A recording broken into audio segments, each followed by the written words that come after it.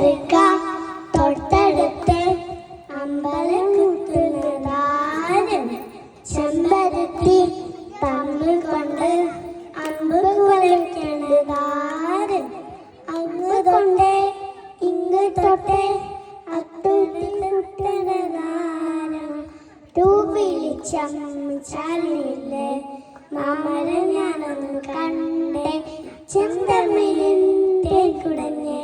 പൂങ്കുയിൽ പാടുന്ന കേട്ട്